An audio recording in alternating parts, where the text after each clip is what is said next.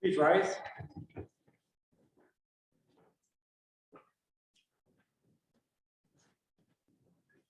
Pledge allegiance to the flag of the United States of America, and to the republic for which it stands, one nation under God, indivisible, with liberty and justice for all.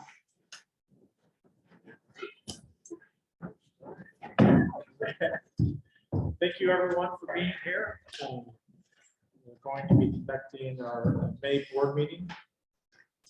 And we did receive 2 comments for audience comments. And as always, we've mentioned that that's a 5-minute duration. And so let's go on to 1.5 for the ASBA report. Anybody from? Yes. Keith? Come on up to the podium.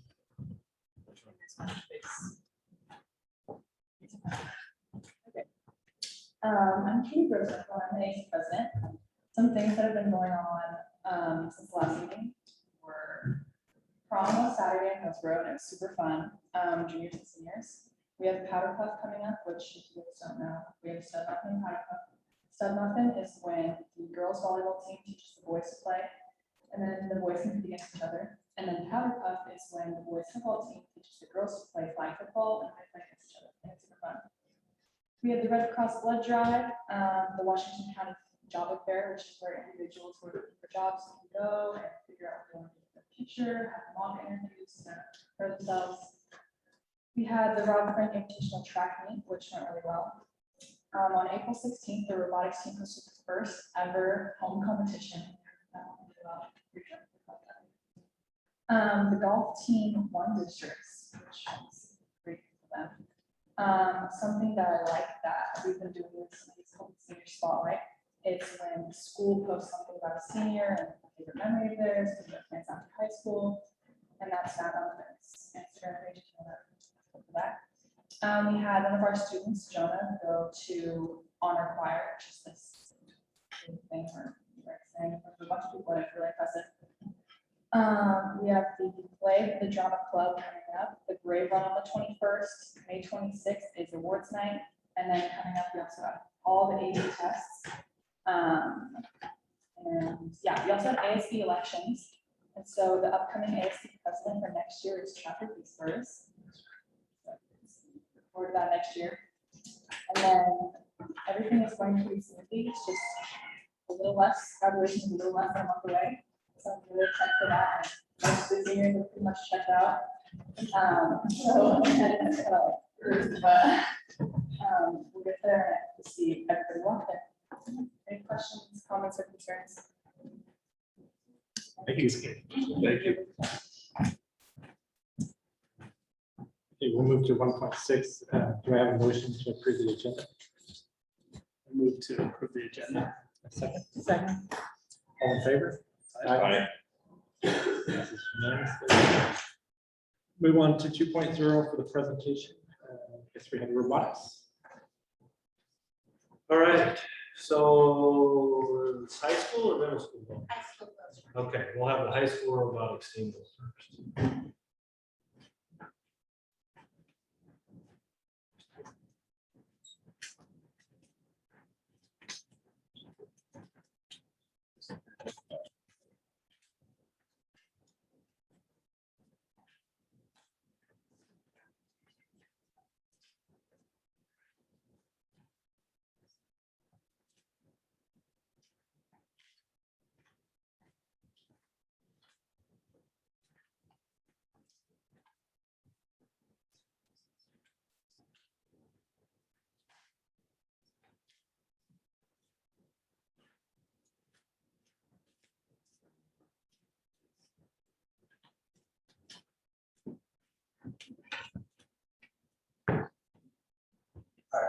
Hi, we're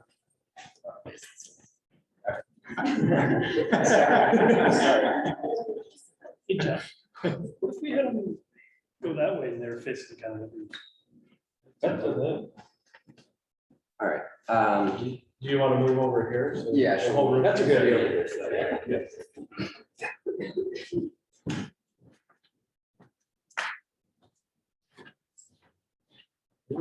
being recorded and they're on TV. So Thanks. thanks. All right, so hello, we are the bank's robotics team. My name is Trevor. I've learned a lot about 3D modeling through the bank's robotics club here. My name is also Trevor, and I've learned just a bunch about building engineering and remodeling. My name is Ireland. I've learned a lot about programming this year and also putting together an engineering notebook, which is basically a log of all the stuff we done. My name is Dennis. I've developed my coding skills through the program, just moving across the robot.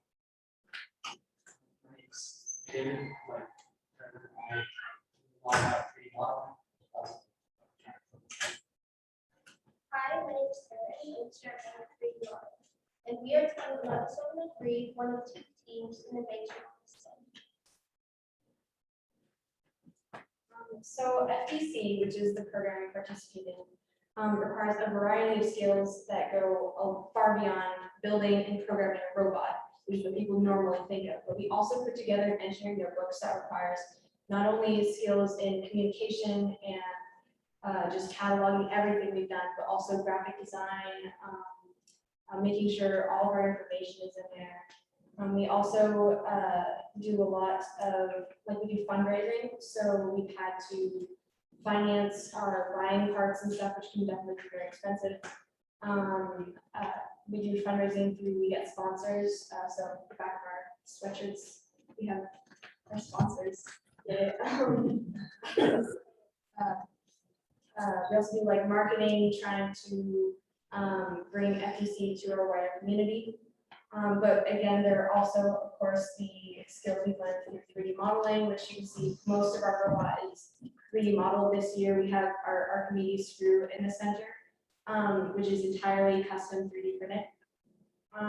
We do a lot of engineering, mathematics, strategizing. You have to really cooperate with other teams. So we do gracious professionalism, which is an FTC term that basically means you're competing with the other teams, but you're also all trying to advance each other's learning experience.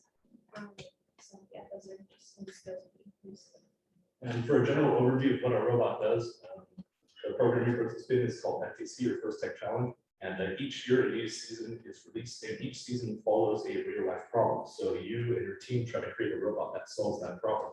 And this season, the problem is basically to set up a warehouse environment. And the goal is to score as much little cubes as possible, given a time. There are also additional ways to score points. Those are the more niche prestigious challenges. Part of this season's challenge, we work well with other teams. Team 11703 built our robot Scrappy. Yeah, before we get to our robot, Banks has been very successful this year, season with how we've advanced and gotten a lot of awards. We started out at a 12-team competition. One of our teams was the highest ranked team of that 12-team competition, which then merged into a 24-team competition. We were part of the finalists or the winning alliance. 4239, our sister team, did that, and they also got the design award. We, 11703, won the Innovative Award, which advanced both of us to state, where there was 40 teams, and our 40 teams were in the finalist alliance, as well as we won the Think Award, which is the second highest ranked award, second most prestigious award, and it moved us from, we were the fifth highest, we were the 5th team to advance out of the 40-team competition, which left us just two seeds away from an invite to the world competition. So we're very excited about that. We're extremely grateful for all of our sponsors and everyone who supports us, but the thing that we're probably most thankful for this year is having our own private space to work in. We can keep everything like our robots and our gadgets and stuff in a safe, secure space, as well as providing us with a quiet, nice work environment where we can be very productive and be in there almost every day this year. Our robot has 3 main things I'd like to cover today. So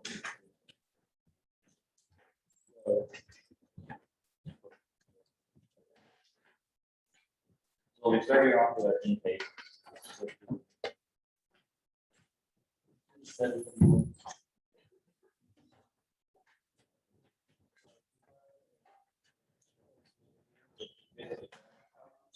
You can take it bounce up and down, and we had 3 different kinds of nails. We had a ball, a duck, and somewhere there's a few on the field there. So then we can take all of these up. Next part, there's Archimedes screw, which I grabbed this. If you rotate it in a counterclockwise or anti-clockwise, so if you rotate it in clockwise fashion, it can bring the crate up to our outtake system in around 2 to 3 seconds. And finally, we'll talk about our tape measure dispenser, which takes this half of the device magnetically attached to the tape measure, and tape measure can be taken out. We give us plenty of reach to cap it on to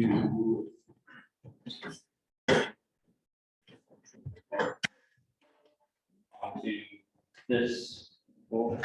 So it's on a 2-axis gimbal, so you can move it around and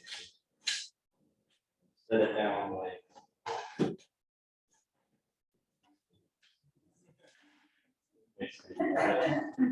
We're typically so farther away, so we have range there.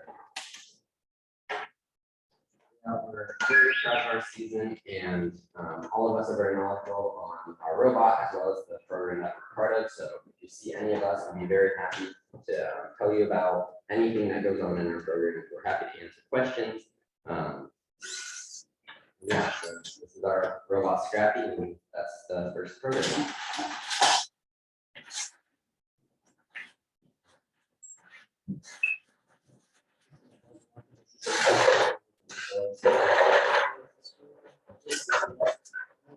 Score for multiple heights. There should be up there. Just gotta give you an idea of what it looks like. So yeah, and then there's also the tape measure. It's definitely one of the most fun things we've developed this season. So kind of gives your robot a little bit of fun there. And that one's just kind of on top of the robot, or on top of the folder. So definitely a lot of fun, a lot of hard work that one's developed this season. So I just want to say really quick. So I'm one of the mentors on the state. So they said that they wanted to make the second highest just reward at state. If it hadn't been for COVID, we would not. But because of COVID, they cut everything back. And so I've been doing this for quite a few years. And this is the first year that we actually qualified. It was super cool at the same time. 20 years ago, the world because of COVID. But just to give you an idea, the team that took second place at our state tournament was on the finals winning alliance at Worlds. So the teams that we compete against, we compete against 6A teams, 5A teams, 4A teams, private teams. The private team that went to Worlds, they have $1,000 club entry due that they have to pay just beyond it. It's like a team of 14 students. That's privately funded. It's not a private school. Like I said, they go to Worlds every year. And this year when they went to Worlds, they were on the finals alliance as the team captains. That means they were like the second best team in the world. That's what we compete against. And we won the second highest. So it's really cool. Hats off to them. Worked really, really hard. Very, very fun.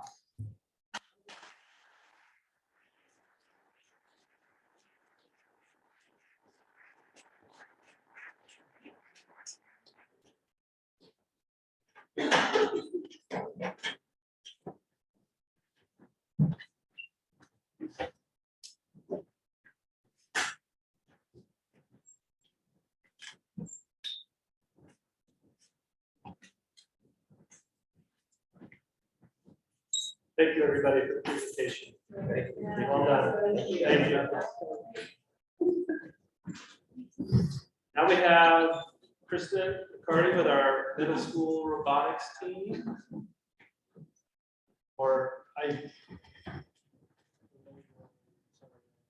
Yeah, we're the middle school robotics team. Let me share my screen here.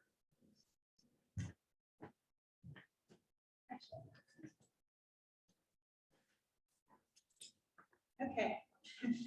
So, we have a robotics team at the middle school level. A lot of people probably don't know about it, but it's the same program that the high school people do, so through first. And so having a team at the middle school, we're actually one of the few school-sponsored activities that we have at the middle school right now. And it's really important for setting these kids up actually for going to high school. It's kind of like having a pipeline to high school. So it's nice to have them there. Our first team was in 2019, and you can see a picture of our team there. There's my co-coaches, Rhonda King and Dan Williams, and so they helped us get the team up around along with Kim Carson, who was our school sponsor. And this was our team this year. We had a high school kid and Dana Womack, and the high school kid was Sam Womack, who helped us out for co-coaches. And that was our team. Our program is a little bit different than the high school. It's constrained a lot. We have really 4 parts to the program. There's a robot design, which must be done entirely out of Lego pieces. And it's out of a kit that they give us that has a certain number of motors and things. So they don't have as much flexibility to 3D design and everything, but that's totally fine for the school kids. So they have to design a robot. They also have to do a little course with some obstacles and things, missions that they call them to complete. They also have to do what's called an innovation project. And so at its core, the first program is really project-based learning. And so what they do is they release a sort of a very broad statement in the beginning that gives you a problem area to research.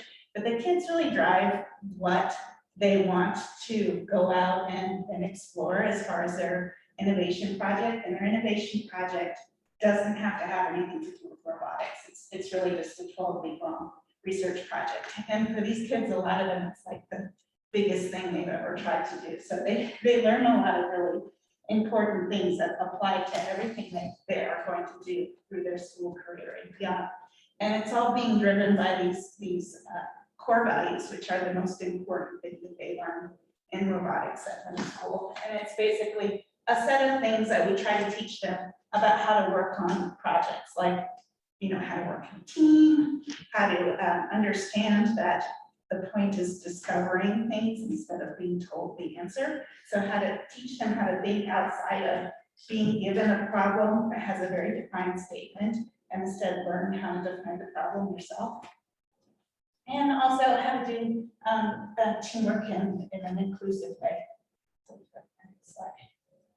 So this was our team this year, playing with Legos for the next one. Trying to build a robot.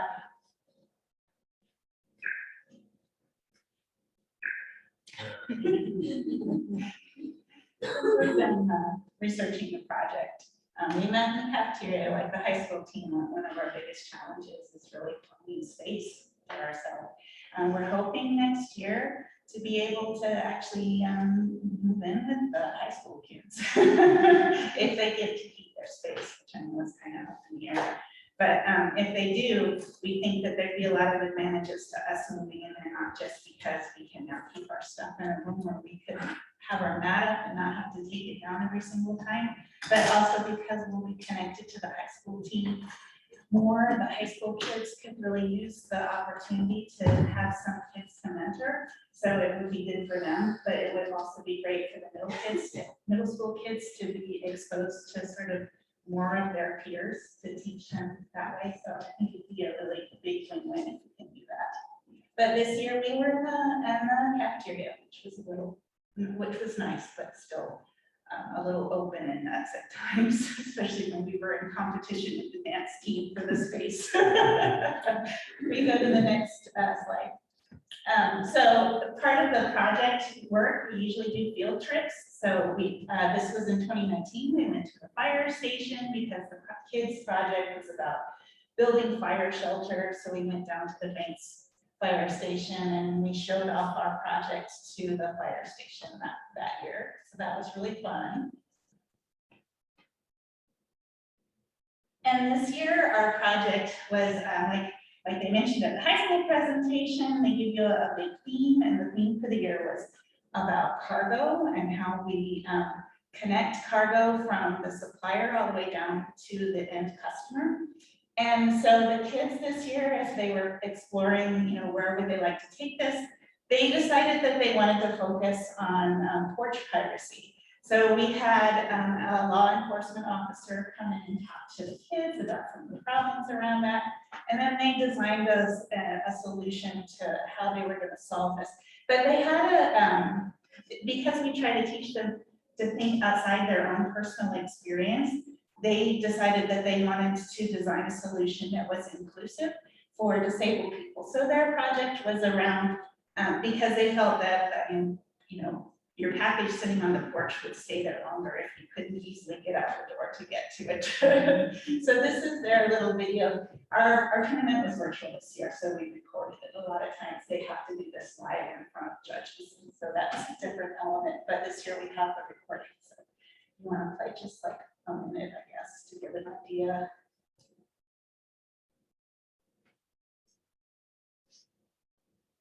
They made the video themselves. They write it all. I don't do anything except nag them about how much time they have left. So they're pretending to steal.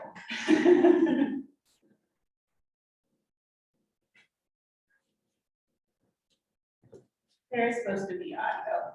Sorry. Mr. Pitts. That's okay. I don't. It's all right. We can stop it. So they just did a little skit where they acted out the problem statement. Basically, was that a disabled person could get to their package in time and someone came and stole it. And then they interviewed themselves. They write their own scripts, so they do what they decide how complicated they want it to make it in there for simple. So do you want to skip to the next video?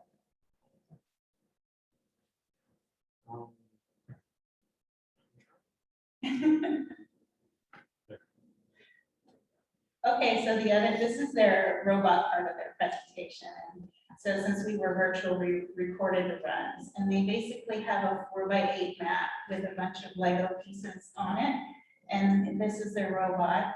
And there's about, I don't know, maybe 16 missions. And each one of these little Lego pieces is a challenge that they have to try, that they can choose to do or not. They don't have to do all of them. And but each one has some like little mechanism that they have to activate in some way, or they have to, drive past something and lift something or drop it or whatever. So the kids at the middle school, they attempted 3 missions out of 16. So this is their recording of their video. The little robot, it can have sensors on it that help it navigate, but the kids chose not to use the sensors this year. Again, like I said, they don't make them do anything. They decide where they want to take their robot work. So they are just sort of pointing and driving, but the robot is programmed. And so they do learn about programming as well as some of the design elements, like the first robot that we did, they didn't realize that it needed to turn. So they learned that pretty quick when we got to the test stage. But yeah, so that was so that's our program. We hope to, so we're funded only by donations and also by the volunteer time that gets matched through my company. So we don't charge the kids at all for this, and we hope to be able to keep it free. We just ask the parents who can donate to consider making a donation, and then if you work at a company that will match your volunteer time, and then try to get you in, and we get that money that way. That John's been earmarking for us over the years. So we also apply for grants every year. So we get a grant every year that funds our ability to participate at the tournaments.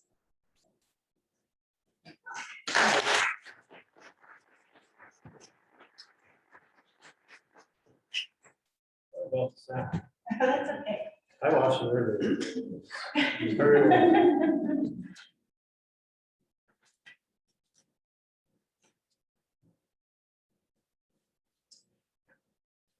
Okay, I guess we can move on to 3.0 audience comments. We do have two. Alan?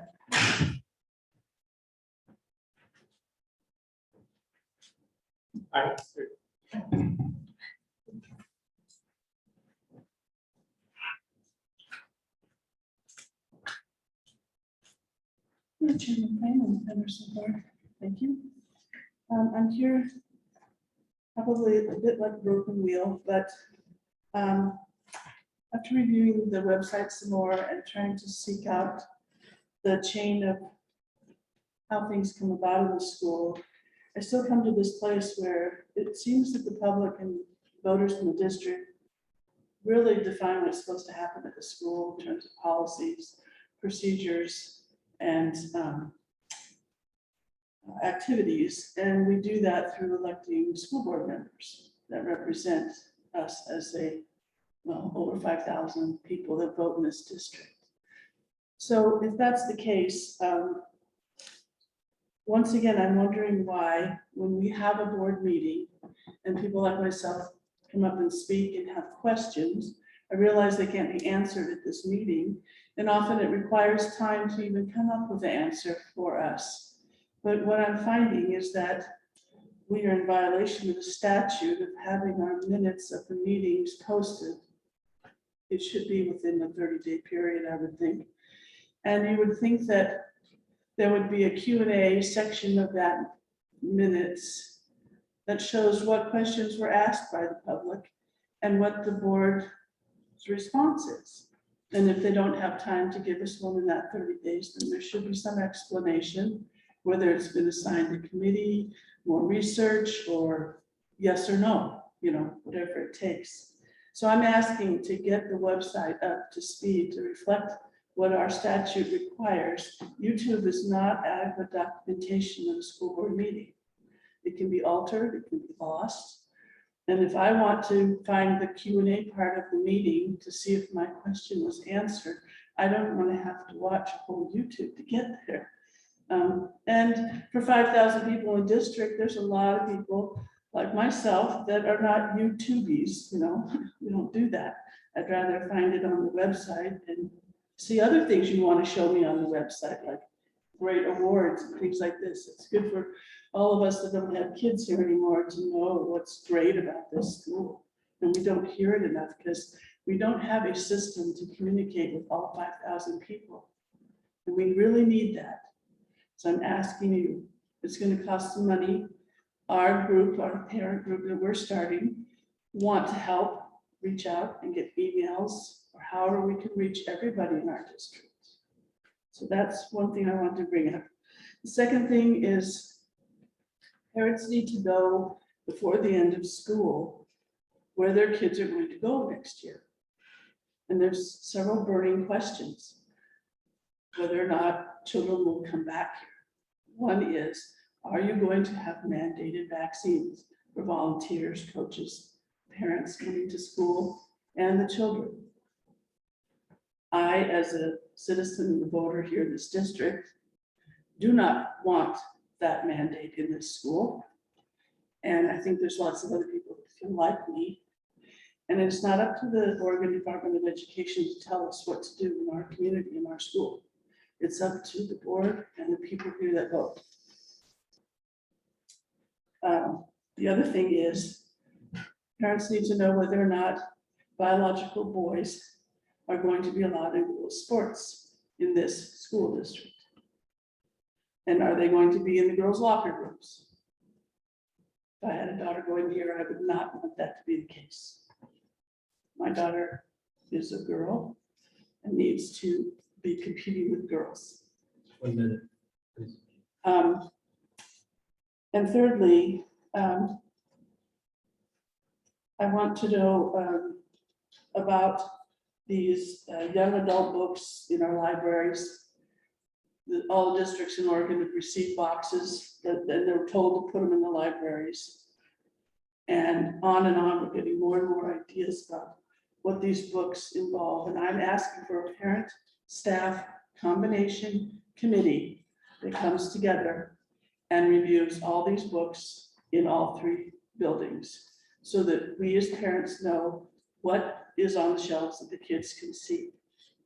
And it is alarming. It may not be here yet, but I'm going to give these handouts. And I want you to just see what's come up recently. You can read this later. Spoil a good board meeting. You need to know this is happening. And I need you to do something about it. For kids. Thank you. Thank you. Randy Jensen.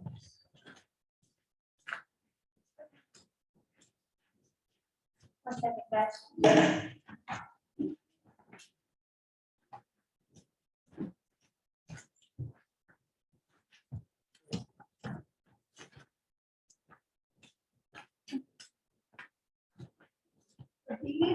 How are you guys? Excuse me. These are from everybody from Midco. We want to say thank you for all your guys' hard work, and you guys are very truly missed. With that, we want to say thank you to the school board and to all the staff, like tremendously. We understand that these last few years have been extremely hard. Unconventional times that people keep saying that we love to say. I have 3 kids in the school district, 1 at the middle school, 2 at the elementary. So that's why I'm not for here. But also my main thing is I'm a school bus driver. I love my job. We are a part of you guys. As a parent, I have been following the school board meetings all year. Last month, it got to me. You guys all sat up here and thanked all of our staff, everybody. But without these bus drivers, these kids wouldn't be getting to school, okay? We are the first people that they see in the morning and the last people they see. We have relationships with these students just as much as the teachers and every administrator does in this district. During COVID, we transported students to and from Libby. We also delivered lunches to kids who couldn't make it to the school to get the free lunches. That helped families tremendously. I know it helped my family as well. We helped out with the summer program, the summer school, which also did field trips. This year, our kids are thrilled. We are doing monthly coloring contest pages. They are eager to get that coloring page and turn that in to see if they won. The winner gets a prize out of all the buses. Once sports started back up, I don't know if you guys know this, the Banks location blew 3 states of Midco services out of the water. We did the most sports field trips. As you can tell how well we're kicking butt everywhere else. We, like I said before, we love building a relationship with our students and in our community. When you guys are thanking the schools and the administration, please don't forget about us. We're not a small piece in this district and we don't like feeling that way. Well, that has kicked major beep when it comes to snow days. She is up butt crack a day, drinking coffee and does not take a nap. She gets up and does it again. Okay. So, and also with that, we have also made last minute accommodations to field trips. I know personally myself, I went on a field trip last week for the 6th grade when they went to, I think that was with their outdoor field trip. 6th grade also had a track meet that same time. The day before, we got a phone call asking if that bus driver can leave an hour early to go pick up those 6th graders to get them to the track meet before picking up everybody else. Last minute. We also have our lives too, but we love our students so much. We go beyond and backwards, and we will do that every day. Please don't forget about us. Thank you. Thank you.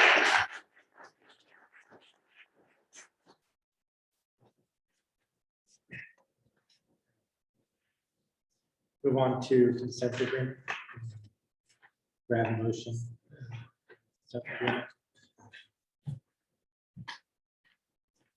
Make a motion to accept the consent agenda. Thank you. Second. All in favor? Passes unanimously. Discussion items, Jeff? Doesn't look like we have any. No action items. Move down to 7.1, superintendent comments. I don't have anything. We're running a little short on time here. I would echo what Randy said, and Beth, I will miss hanging out with you at 5:30 a.m. or you text me in the morning at 4:15, and sometimes you wait till 4:45 so I can sleep that extra half hour. So just, no, I know. So I would just say that, thank you. We do appreciate that, and there is a lot of stuff going on, and Beth does knock it out of the park along with the rest of the bus drivers. So, and thank you for the items, and next year when there's a snow day, you can text me at 4:15 one time just for fun. So thank you. Okay, we'll move on to board member comments. Will, do you want to start? I thank you for the comments tonight in both cases. I do really appreciate the school bus drivers. I know how dedicated you are to your jobs. I appreciate it very much. I think maybe in my unthinkingly, I kind of clustered them with staff and we said thank you, but I think that it's good that we put them out specifically, and I appreciate it very much. Also appreciate the comments tonight. And I look forward to working through our superintendent selection tonight.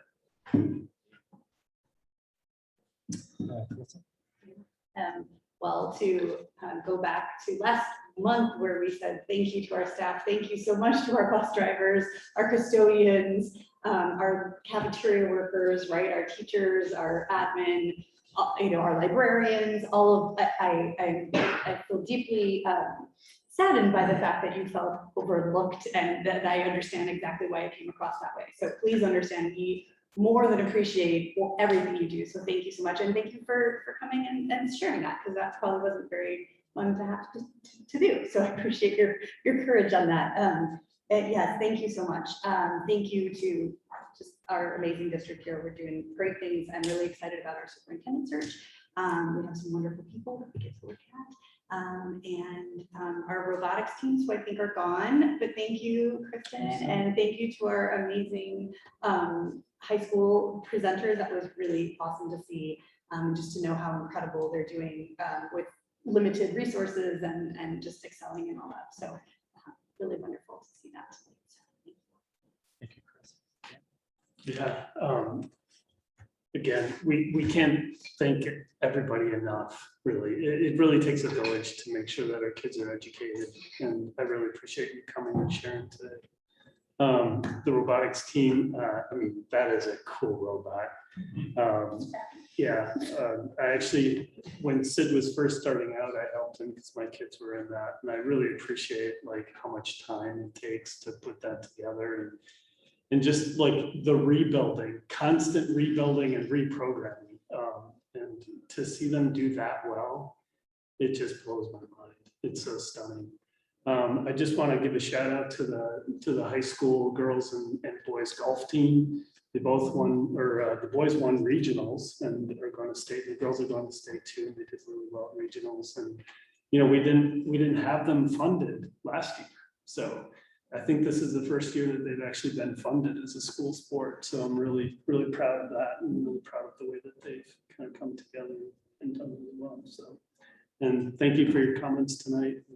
I'm looking forward to the next step in this process.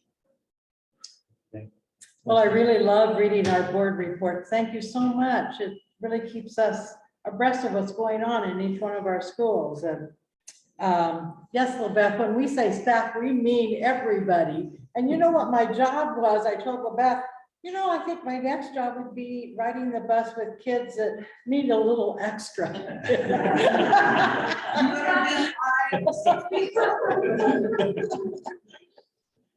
But anyway, and then we had a science fair competition, and gosh, it just goes on and on of all the wonderful things that that have been going on in our district, and I appreciate so much, and we're just gonna have a blink of the eye and boop, there we are, summertime. Get to take a deep breath. And I was really glad that our sixth graders got to go outside and to do their field study. Oh golly, we have Oregon, we should be outside learning. But anyway, thank you so much. Thank you guys for coming. I appreciate it so much. Thank you, Liz. Presentations tonight on robotics. My daughter happens to be down at Oregon State. And the first thing that we noticed when we dropped her off were all these robots, white six-wheel robots roaming the entire campus and stopping at sidewalks, stopping before they crossed the street. We were like, what the heck is going on? And come spring, we figured that out. They're bringing food to everybody in dorms, apartments. They're just running around with food. It's food delivery, all on robots, programmed. I mean, it's absolutely phenomenal. And so what you guys are doing, it's applicable. It's the next phase, I think, that we're going to see in cities. So congratulations with that. I wanted to let people know, we talked about how proud we are of our school district, how many things we take pride in, what we see our students are doing, the staff, everybody that is involved with making our schools work. As I mentioned, we were in the second half of our superintendent search. Typically that time frame, we had a tight time frame in which to get the applications out.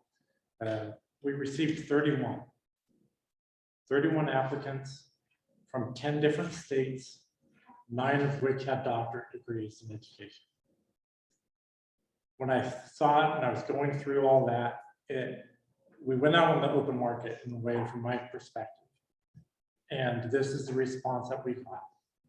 And it reinforced everything that I believe that our district has, our capabilities as we go forward.